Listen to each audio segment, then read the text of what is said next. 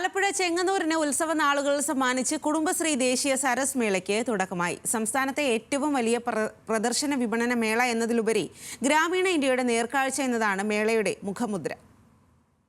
23 സംസ്ഥാനങ്ങളിൽ നിന്നായി 400-ലധികം സ്റ്റാളുകൾ.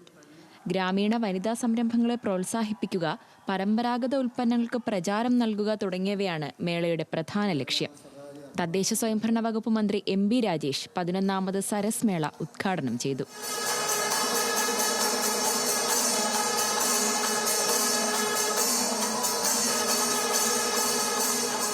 ഉദ്ഘാടന ചടങ്ങിലും വൈവിധ്യങ്ങൾ നിറഞ്ഞു നിന്നു. വേദിയിൽ മന്ത്രിമാർക്ക് സ്വീകരണം നൽകിയത് നിള എന്ന റോബോട്ട്. മുഖ്യാതിഥിയായി നടൻ മോഹൻലാൽ എത്തി. കലാസാംസ്കാരിക രംഗത്തെ സമഗ്ര സംഭാവനയ്ക്കുള്ള ചെങ്ങന്നൂർ പെരുമ പുരസ്കാരം മോഹൻലാലിന് സമ്മാനിച്ചു. കേരളത്തിൻ്റെ സാമൂഹിക സാമ്പത്തിക വ്യവസ്ഥയെ തന്നെ അടിമുടി മാറ്റിയെഴുതിയ കുടുംബശ്രീയുടെ ഏത് പ്രവർത്തനവും അഭിനന്ദനാർഹമാണ്, പ്രോത്സാഹനം അർഹിക്കുന്നതുമാണ്.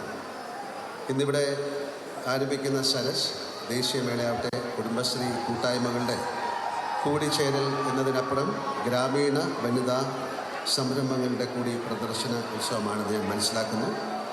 പ്രധാന നഗരങ്ങളിൽ നിന്ന് മാറി ഗ്രാമീണ അന്തരീക്ഷത്തിൽ നടക്കുന്ന മേളയിലെ ആദ്യ ദിവസത്തെ ജനപങ്കാളിത്തം ചെറുകിട സംരംഭക കൂട്ടായ്മകൾക്ക് നൽകുന്നത് വലിയ പ്രതീക്ഷയാണ്. ഞാൻ ചെയ്തുകൊണ്ടിരിക്കുന്ന ഒരു തൊഴിലാണിത്. അപ്പോൾ ഇതിൽ നിന്ന് തന്നെ വീണ്ടും നമുക്ക് തുടങ്ങണം. ഇപ്പോൾ അഞ്ചാം മാസമാണ് ഇപ്പോൾ ഇത്. 5ാം മാസത്തിലാണ് ഇപ്പോൾ ഒരു ബാംബു ഫെസ്റ്റ് കിട്ടി. ഇപ്പോൾ 2ാമത് ഈ ഒരു ഫെസ്റ്റാണ് ഇപ്പോൾ നമുക്ക് കിട്ടുന്നത്. അപ്പോൾ എന്താ പറയുക, ഒരു പ്രതീക്ഷയുണ്ട് ചെങ്ങന്നൂർ കൈവിടൂലാന്ന്. ജനുവരി 31 വരെ നീളുന്ന മേളയിൽ ദിവസവും വിവിധ കലാപരിപാടികളും അരങ്ങേറുന്നുണ്ട്.